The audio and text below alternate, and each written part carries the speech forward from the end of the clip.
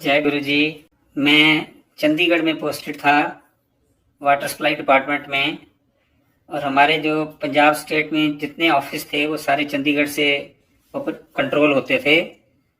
तो एक दिन मेरे को मेरे इमीडिएट बॉस ने बोला भी आपको जलंधर जाना है। तो मेरा जाने का जब प्रोग्राम बना तो मेरे साथ मेरे ऑफिस के दो कुलीग मुझे कहते हैं भाई आप अगर कार में जा रहे हो तो हमें भी साथ ले जाओ, हमें वहां पर कोई काम है। तो मैंने उनको कह दिया ठीक है, मैं आप चलो मेरे साथ।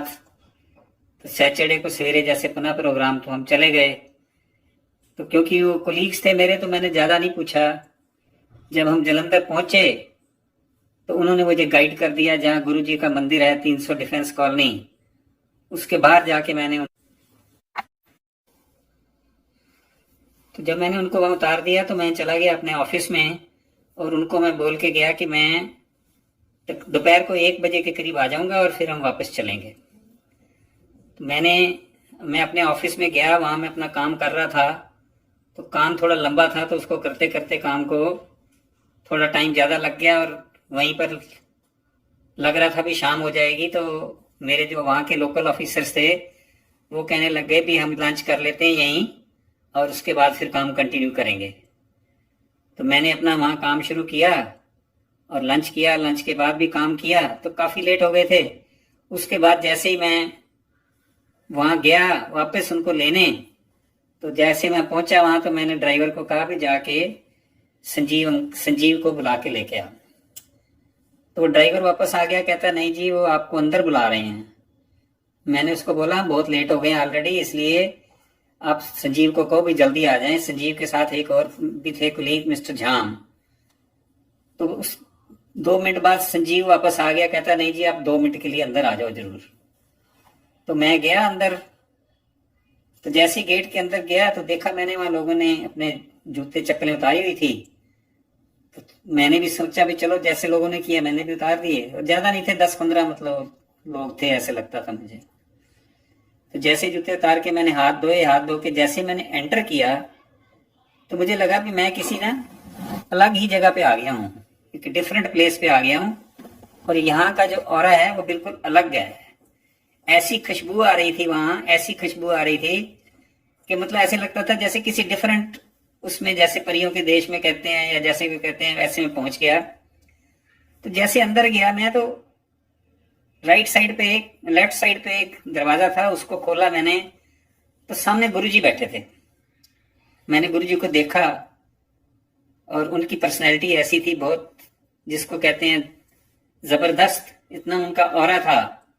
तो जैसे ही मैंने दरवाजा खोला तो गुरुजी ने कहा उसको, झाम को, देख झाम तेन किया सी ना ਤੁਹਾਡਾ हरगोविंद अरोड़ा 7 बजे आएगा मलाला कड़ी। तो मैंने गुरुजी को देखा और जैसे मुझे लगा भी मैं जाके गुरुजी के पैर छुए और जाके बैठ गया। तो मुझे लगा गुरुजी अब जैसे आमतौर पे हम जाते हैं तो गुरुजी कुछ ना कुछ मतलब प्रवचन करेंगे या कुछ बताएंगे। तो गुरुजी कुछ नहीं बोले, बस वहां शब्द चल रहा था, मेरा वाले साइया रखी चरना दे कोल। तो वो शब्द चलता रहा था और उस जगह का ऑरा ऐसा था, मतलब इतनी अच्छी जगह थी वो, इतनी पीसफुल, इतनी मतलब वो ट्रंक्विलिटी थी वहां, इतनी मतलब मजा आता था उस जगह पे बैठ के कि मैं मतलब बहुत मुझे अच्छा लगा। थोड़ी देर बाद कोई एक अंकल आए, वो अपना मेरे लिए चाय प्रसाद और समोसा प्रसाद लेके आए। और मैंने वो शायद मीठा भी था, लड्डू था या बर्फी था, कुछ था, मैंने वो खाया। तो मैं सोचता गुरुजी अब शायद कुछ प्रवचन करेंगे, कुछ बोलेंगे, पर गुरुजी ने कुछ नहीं बोला। वो जनरल उन्होंने 3-4 बातें मेरे से पूछी, फैमिली के बारे में, काम के बारे में, कहाँ काम करते हो, सारा मैंने गुरुजी से बात की तो बड़ा अच्छा लगा। तो मुझे फिर मैंने थोड़ी देर बाद मैंने उसको संजीव को इशारा किया, मैंने कहा संजीव चल चलें भाई अब। तो वो कहता नहीं थोड़ी देर बैठ जाओ, थोड़ी देर बैठ जाओ। अच्छा एक्चुअल बात ये थी वहां उठने को दिल भी नहीं कर रहा था और ये भी लग रहा था भी अब तो जाना चाहिए क्योंकि लेट बहुत हो गए थे ऑलरेडी। इस टाइम तक तो हमें चंडीगढ़ वापस पहुंच जाना चाहिए था। बैठे रहे ऐसे। गुरुजी ने एक बार वो शब्द खत्म हुआ तो गुरुजी ने कहा दोबारा वही शब्द चला दो। फिर उसके बाद उस टाइम पे जो संगत थी 15-20, मैक्सिमम 20-25 इतने लोग थे। पर वो जगह का ऑरा ऐसा था, इतनी वहां खुशबू आ रही थी, इतना अच्छा लग रहा था कि वहां से उठना उठने का मन नहीं था। थोड़ी देर बाद गुरुजी गए और लंगर होता है ना, जैसे लंगर में गुरुजी एक थाली लंगर की बना के ले आए और उन्होंने वो जो थाली है किसी 4 जो लोग सामने बैठे थे उनको कह दिया और उन्होंने वो कहा भी छको, तो खा ली। उन्होंने बैठना शुरू किया। ऐसी तीसरी चौथी बार जब मेरा नंबर आया, मेरे पास आए गुरुजी, तो मेरे पास 3 लोग और 3 और लोग बैठे थे, शायद एक तो लेडीज थी, एक 2 जेंट्स थे। तो गुरुजी ने कहा भी छको।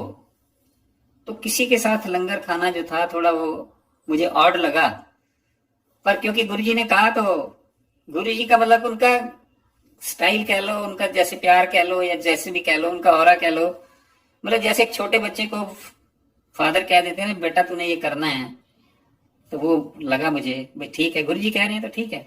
वो लंगर प्रसाद किया। लंगर प्रसाद करके फिर उसके बाद फिर वही हो गया भी अब तो चलना चाहिए, और गुरुजी से आज्ञा ली और गुरुजी ने आज्ञा दे दी। जब वापस जा रहे थे रास्ते में मेरे को ये क्यूरियोसिटी थी भी मेरा जो है नाम कैसे पता है गुरुजी को, गुरुजी को नाम कैसे पता है, गुरुजी को टाइम का तो बता, मुझे लगा भी चलो। तो तब मुझे जाम अंकल ने बताया भी गुरुजी ने हमें दोपहर को 2 बजे बोल दिया था भी आप ਤੁਹਾਡਾ हरगोविंद अरोड़ा जड़ा है वो 7 बजे तो पहले नहीं आएगा, आराम नाल बह जाओ। फिर मैंने ऐसी बातों बातों में पूछा भाई ये गुरुजी क्या करते हैं, इन्होंने कुछ कोई प्रवचन तो किया नहीं और कुछ किया तो है नहीं। कहते हैं गुरुजी यही है भी गुरुजी कोई भी किसी की जो कष्ट है, तकलीफ है, बीमारी है, वो ठीक कर देते हैं। तो बड़ी बड़ी लोगों की जो प्रॉब्लम्स हैं वो गुरुजी हल कर देते हैं। तो मैंने फिर यही सोचा भाई ठीक है, पहुंचे हुए होंगे गुरुजी, क्योंकि ज्यादा पता नहीं था। तो उसके बाद पहुंच गया मैं चंडीगढ़।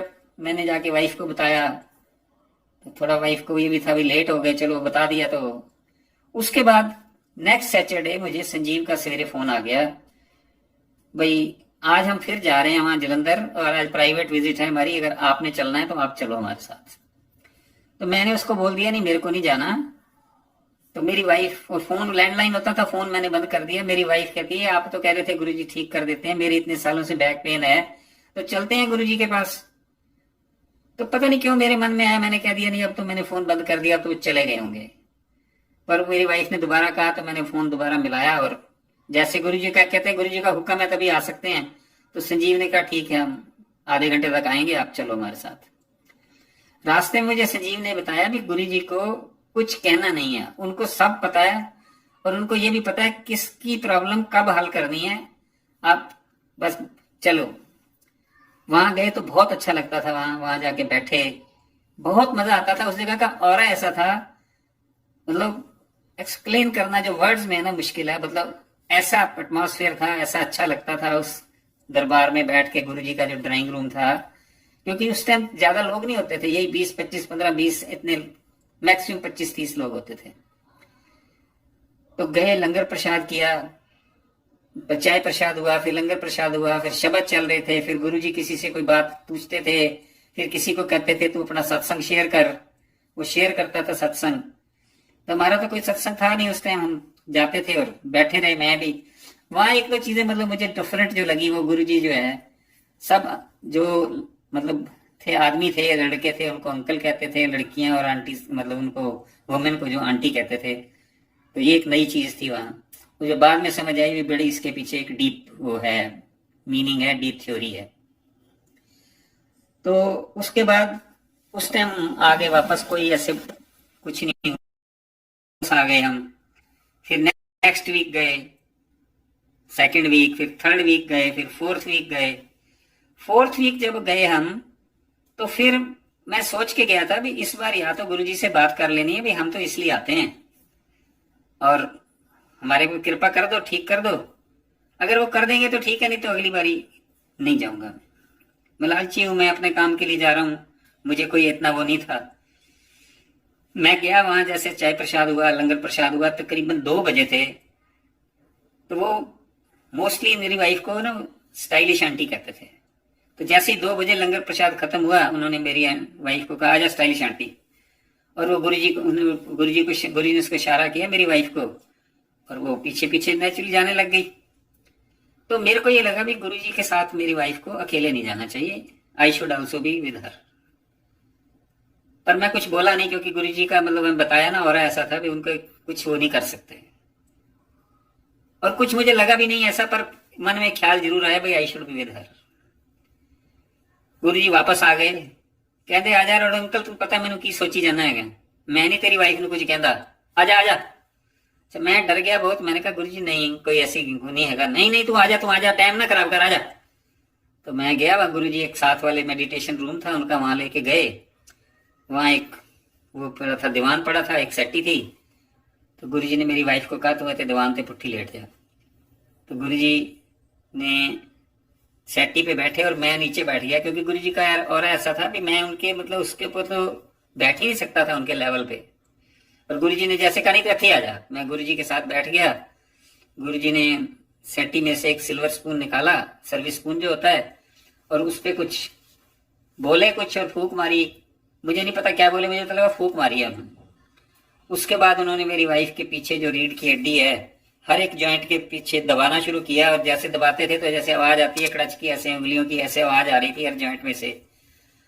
और ऊपर से शुरू किया उन्होंने, सारे जॉइंट्स 1 बाय 1 नीचे तक लास्ट तक गए, और तकरीबन 3-4 मिनट लगे होंगे इसमें। और उसके बाद जब लास्ट में उन्होंने वो सिल्वर स्पून था उसको ऐसे फिर फूक मारी और कहता कल्याण कीता। अब गुरु जी बड़ी ठेठ पंजाबी बोलते थे, जो गांव वाली पंजाबी है वो वाले बोलते थे। तो मेरी वाइफ के ना बहुत आंसू निकल रहे थे, तो उसमें मतलब मुझे लगा भी शायद पेन हुई होगी, गुरु जी ने किया उससे वजह निकल रहे होंगे या पता नहीं। हम आके फिर दरबार में बैठ गए गुरु जी के, और मेरी वाइफ को जो दरबार में बैठे भी मतलब इतने आंसू निकल रहे थे जैसे बहुत कोई अंदर तकलीफ थी जो निकल रही है, या फिर बहुत पेन अभी भी हो रहा है। तो मैंने अपनी वाइफ से पूछा तो वो कहती है नहीं अभी तो नहीं हो रहा, मुझे देखती हूँ बाद में पता लगेगा। तो उस दिन हम बैठे रहे। शाम को हम जब वापस गए, फिर मैंने रास्ते में फिर अपनी वाइफ से पूछा, तो वो पेन कहती मेरे को नहीं है। नेक्स्ट डे फिर जैसे उठे तो पूछा, वो कहती मेरे को नहीं है। और गुरु जी की इतनी कृपा हुई कि till the time she lived वो पेन दोबारा नहीं हुई। और ये मतलब हम गए थे 93 में और मेरी वाइफ की डेथ हुई 2005 में। मतलब 12 साल में वो पेन जो है पता नहीं कहाँ गुरु जी ने उड़ा दी, वो पेन खत्म हो गई। हमें बड़ा अच्छा लगा। फिर हमारा दिल करता था भी हम अब जाएं गुरु जी के पास। हर वीक हम जाते थे गुरु जी के पास। कभी वो संजीव और जाम अंकल जाते थे, पर हम मतलब कभी उनको साथ लेके जाते थे, कभी अपने आप चले जाते थे। तो हमारी एक रूटीन बन गई कि हमें फ्राइडे की वेट होती थी, भी फ्राइडे खत्म होगा ऑफिस का काम, सैटरडे छुट्टी है तो सैटरडे को जाएंगे। तो जो गुरु जी के पास जाते थे तो बहुत अच्छा लगता था। जैसे पहले अपने फ्रेंड सर्कल में जाते थे, भाई चलो कोई एंजॉय करने जा रहे हैं, कोई पिक्चर देखने जा रहे हैं, किसी को मिलने जा रहे हैं या कार्ड्स खेलने जा रहे हैं, तो वो उससे भी कई गुना ये चार्म लगता था हमें भी, हमें गुरु जी के पास जाना है। तो जब गुरु जी के पास जाते थे बहुत अच्छा लगता था। ऐसे जाते रहे तो ऐसे थोड़ी संगत भी बढ़ती जा रही थी वहां। तो गुरु जी ने एक दिन मेरे को ऐसे हंस के कहा, रोड़ा अंकल तेन कोई कम नहीं आएगा, हर हफ्ते मुंह चक के आ जाना।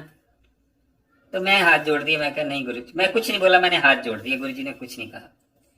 ऐसे फिर 1 वीक 2 वीक फिर ऐसे गुरु जी ने एक बार फिर कहा।